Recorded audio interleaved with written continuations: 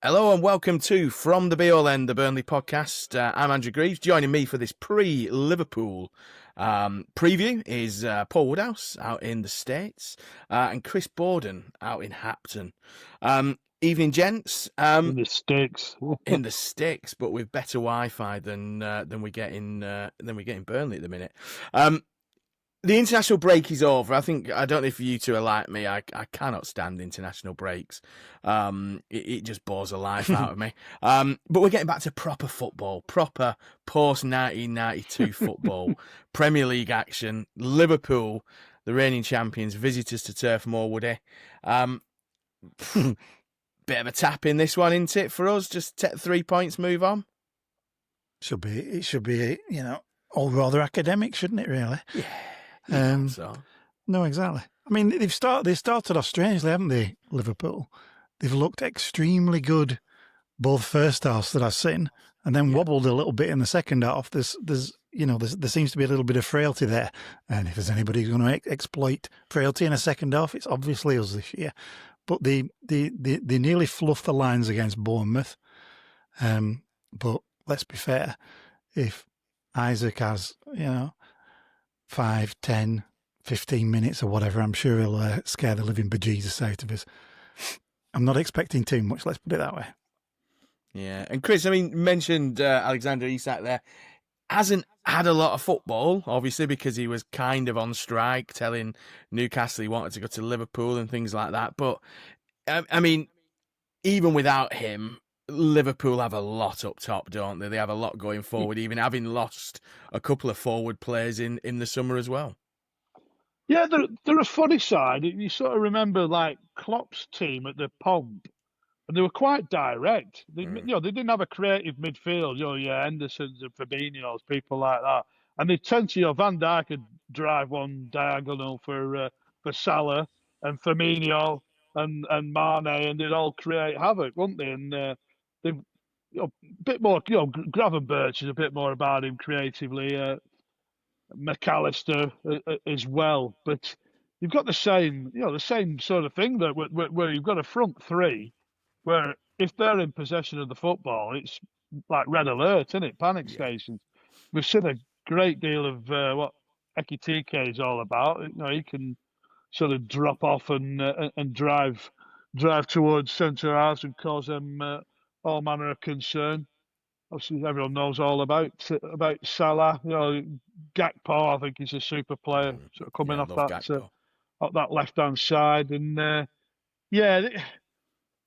fullbacks who like flying forward at every opportunity, but they've shown themselves to be susceptible, haven't they, against the counter attack? Bournemouth had a good go at them, and even when they saw these 2-goal leads evaporate, I think everyone knew the script, didn't they? That Liverpool was still going to go and win these games, but again, these sort of games, aren't they? I think we always say that.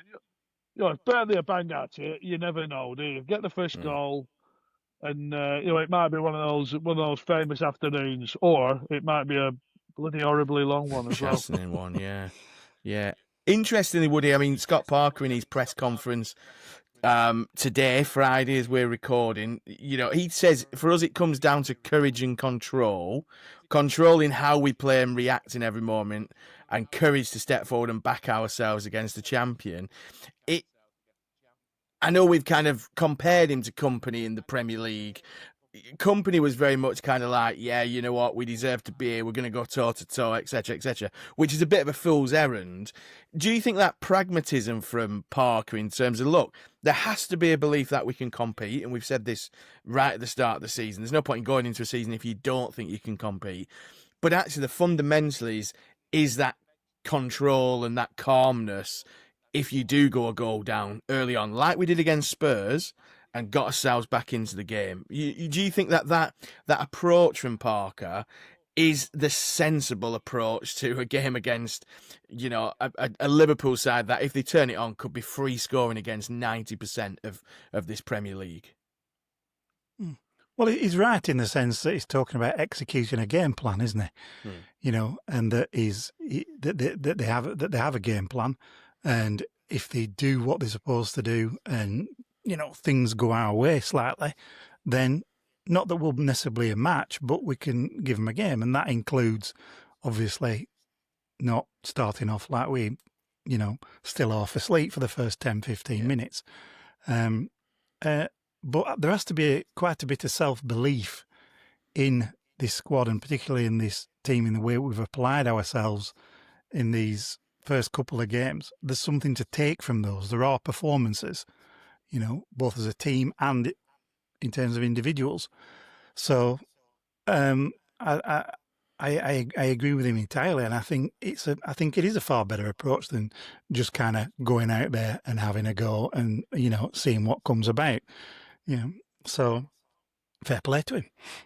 Yeah. And Chris, looking at the lineup, I mean, if we would take the lineup against Manchester United in the last game, do you expect any changes to that? I mean, we've obviously brought in Florentino Luis from Benfica. He's not coming in on the back of not having had a pre-season, not played any football. We played at the World Club Cup.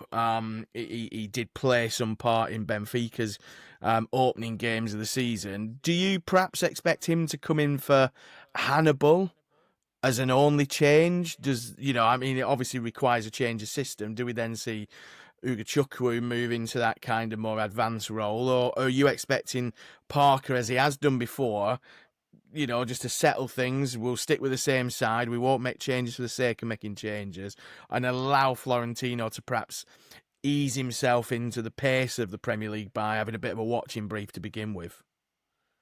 Yeah, very much the second. He likes, like a former manager of ours, he likes them to be, shall we say, Parker fit. Parker fit, yes. So, he may well spring a surprise and start Luis from the off, but the likelihood is that they'll let him ease his way in and get accustomed to things. Because I say it's a sort of game where if Hannibal can sort of be that sort of ratter he is, and a nuisance. Because Konate's not started well. I think there's a mistake in him. You can sort of get after him and maybe cause a few ructions at the back for Liverpool. But there's a school of thought for some people want to start Loom, don't they, ahead of Brun Larsen.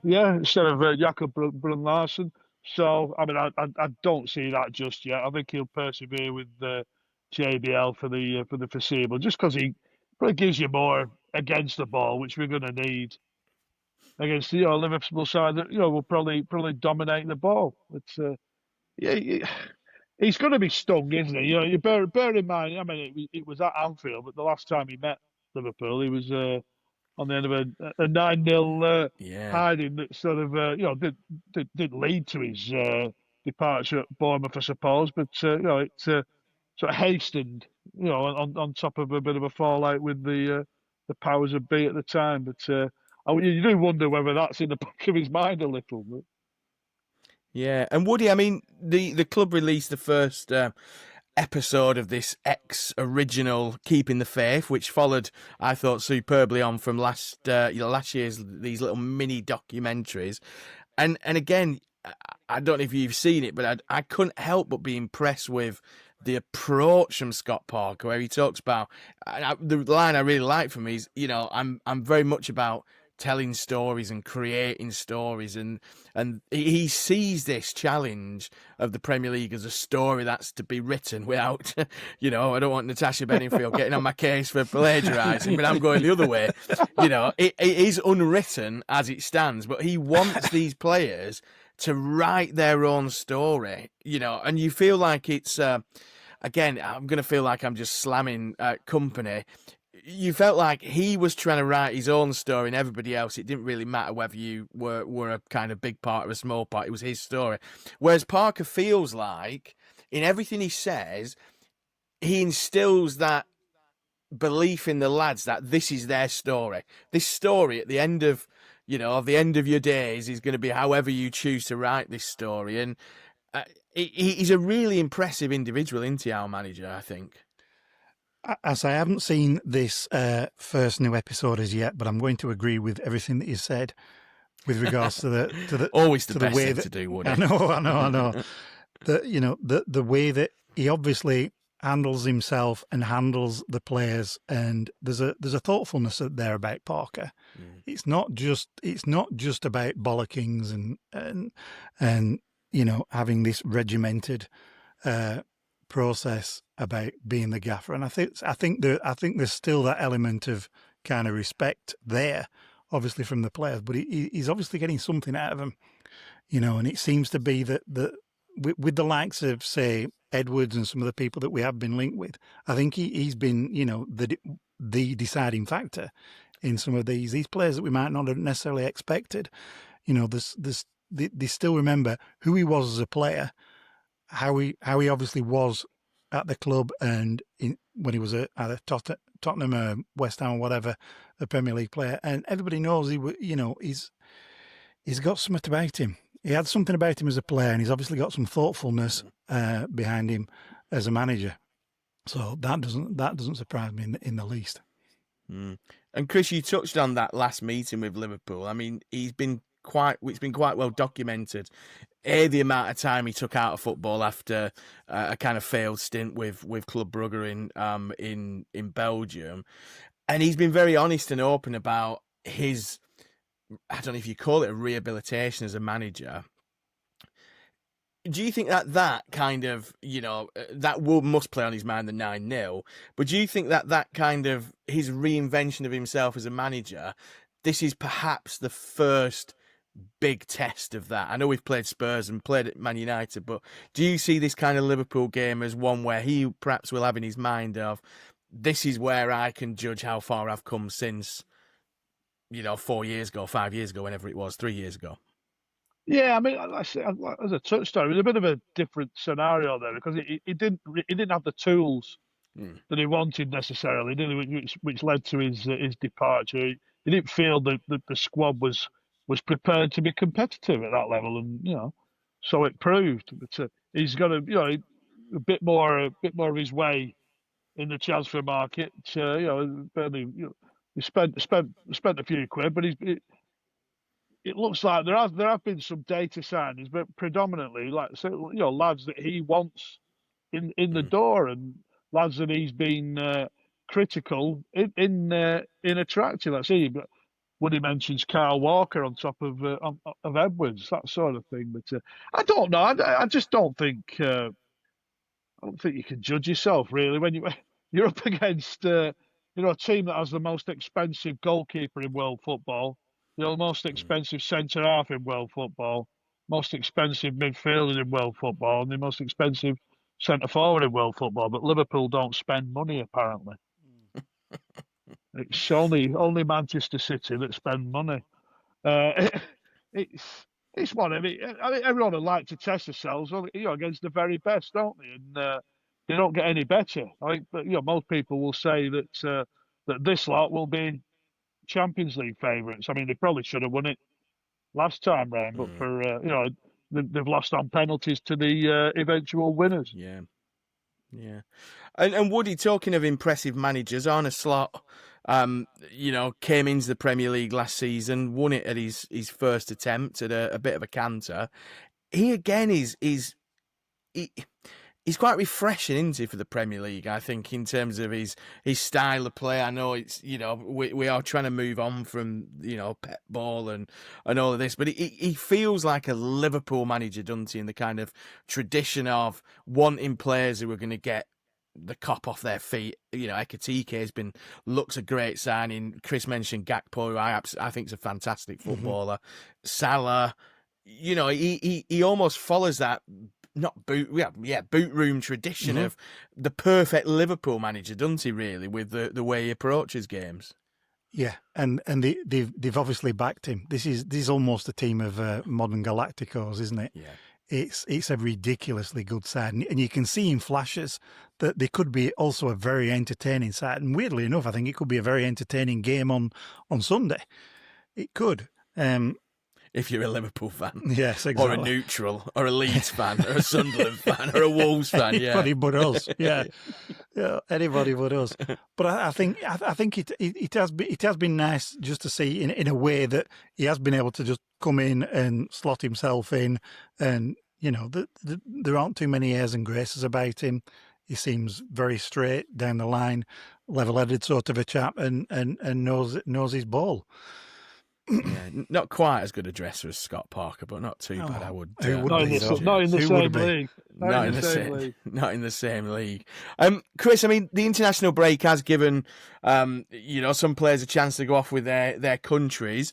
I'm going to pick out one or two. I mean, Lyle Foster, I think he started the season superbly. I've been really impressed with Lyle. A goal for South Africa in a 3-0 win, and then again played the vast majority of their second game. He looks like a player who he's on a run of confidence, doesn't he? I mean, whenever you see him, I think he spoke after the Man United game and, spoke about the disappointment of obviously the final result and what had happened. But you get the feeling that he's brimming with confidence, and a goal for his country to edge them closer to World Cup qualification will have done that confidence a world of good, won't it? Well, I say goals breed confidence, but I've just been looking at a reel of his Premier League goals from 2 years ago, and a lot of sort of like first time finishes, and the type that you bury when you're in confident mood and bang up for it, and you think about we're giving him stick last year for a couple of chances he missed against Preston. Yeah. I mean, the type that when he was bang at it in the Premier League, then he buries. He scores, yeah. And it can literally be that can be the difference. I'm loving myself. He said he's had his issues, with his well documented with his mental health. But if he's sort of having himself at the moment, he's enjoying the environment, his teammates. He seems like he gets on famously with them all. And that goal at Man United, it's a super finish. Yeah. It's a great ball, and they say the defending's lamentable, but he's still got to put it away. And he's shown a bit of ingenuity to do that. He could have quite easily lifted that over the top. Yeah. Gone with the side of his boot, and he could have had more. I think he'd been cruelly denied. The one against Sunderland. The offside goal. At Old Trafford, where an inch of his shirt sleeve is giving him a huge advantage. So we can't be having that. And no, it's good to see, isn't it? I think he ticks an awful lot of boxes when he's brimful of confidence, and you can see why. Broya. See, we'll probably touch on his international performances were probably less less admired by the Albanian media and public, but he'll take some shift in the way he's performing. Yeah. And Woody, we perhaps didn't expect that. I mean, Broya was clearly somebody they'd identified as wanting to bring into the building and things like that. But I did make the mistake of reading the Albanian fans' comments on Twitter, and you obviously caveat that with an asterisk that Twitter very rarely kind of produces positive comments about anybody. But I mean, Foster, there's a real joy to watching Foster when he's playing as well as he is at the minute, isn't there? I mean, like I say, that goal against Sunderland, the strength, the goal against United that was chalked off. Again, there's a real kind of, you get that little flash, and just when you kind of go, nah, he's not a Premier League striker, you suddenly get that little jolt of a reminder that, shit, if he could just be consistent, and you could just keep that confidence level, and he could just notch another goal, give him 3 goals in 4 games, you could just tip him over into that kind of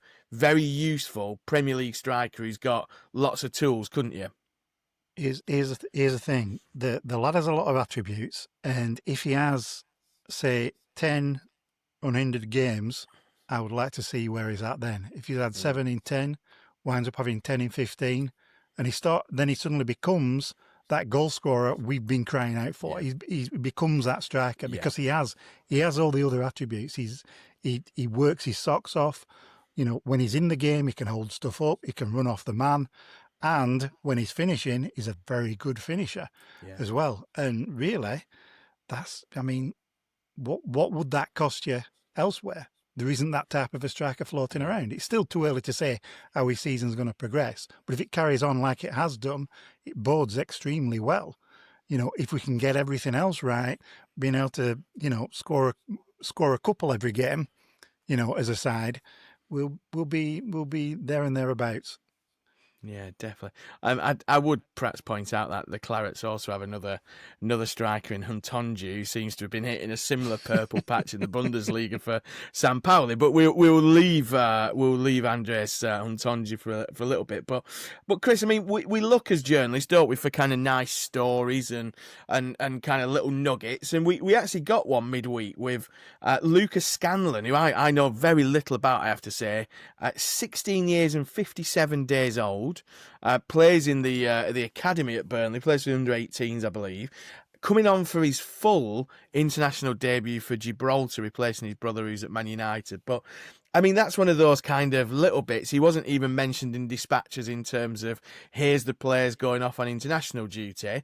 And you can point to the fact that it's Gibraltar and they are 100 and whatever in the world. But what a proud moment for him, and what a proud moment for the club. He will go on that international board that sits proudly in the Bob Lord stand reception, won't he? Well, I can remember writing an article. I think when Phil Gray had signed for us, so you're going back 25 years. I mean, he was like Burnley's first international for donkey's years. Yeah, and now we've got them. That board. I'd like to see the growth in that international board over the last 20 years in particular. Definitely. It's absolutely ballooned, doesn't it? All the England players. We never thought we'd have another England player ever again, and then we'd like four or five, six. But like I say, it don't matter which nation he represents. You can represent the nation you're eligible for, and he's come on for his older brother, I believe, at Manchester United, and that it's history. He is Burnley's youngest senior international. It's fabulous for the lad. It what a carrot for the lad to carry on. He's got that little bit of recognition. You sort of carry on working, playing more international football. Might be the sort of thing that helps him progress at Burnley in a way, because you're not just getting, playing on these beautifully manicured surfaces against the 23 teams. He's going to be playing up against men.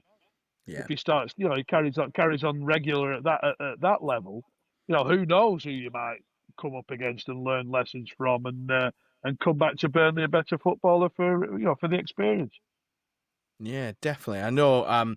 Like you say, that board must have expanded, but I think even after Gray, there must have been a kind of barren spell of 7 or 8 years before we got it. So that kind of that growth in that international board is probably less 25 years and more 15 years, which makes it even more remarkable, doesn't it, Woody, in terms of the players we've had in that short period of time. I said before when I said, shows how thick I can be at times. So remember Stan calling Gray, they called him Tippy. I was like, why do you call him Tippy, Stan? And he's PG, isn't he? Yeah. It's like, oh, dear God. Oh, footballers. Yeah. Oh, they love it, don't they? They love it. I always used to love the kind of, what was it, if you had 2 or more internationals, I think it's still the case for League 1 and 2. If there's more than 2 players going out on international duty, the game gets cancelled. You basically call your game off, which I think is a beautiful little rule in it. It's such a lovely little parochial rule there. But looking slightly further afield, Woody, than the Rock, a certain Mr. Vitinho. Somehow, I mean, we laughed, didn't we? He's going back to Brazil to try and get in the Brazil squad. Ancelotti comes in. He have many league titles, FA Cup, Champions League as a player and as a manager. And little old Vitinho from Badiam, formerly of this parish, not only called up, but then plays, albeit in a 1-0 defeat in Bolivia at about fucking, 3 steps away from the moon or wherever that stadium is in La Paz. Exactly. But what, again, I mean, I know Vitinho has a place in a lot of our Burnley fans' hearts, me included, love the lad. What a brilliant achievement for Vitinho, and I guess it just shows one or two things. Either how much of a struggle it is for the Brazilians at the minute, after several golden generations, but also that determination actually will lead to dreams coming true, won't it? Oh, absolutely. The Brazilian Andy Fowle, as we've said on here before. But, I mean, like we said, you can't help but love the fella. Everybody thought he was just like a bit part player, but he always gave 100% no matter which position he was in, whether it was like, full back, left back, slightly further up, playing that kind of right wing holding position to help out. Full back, Roberts behind him or whatever. And he became, almost instrumental towards the end of his tenure, didn't he? And I think we actually arguably missed him a little bit when he went, because we knew what we were getting, and he was extremely dependable. And that even the great Brazilian sides needed something, whether it was like a Dunga in the midfield or whatever, needed something a little bit dependable and forthright along that back line, and he's going to give you that. But like you say, they still got stuff to Bolivia, Yeah. and since summer 2024, he scored at Luton Town, played for Brazil, played in the World Club Cup, and won a major trophy with his current club. It's so funny, isn't it, football, Chris? How things work out, and a move back to his homeland has presented him with these opportunities.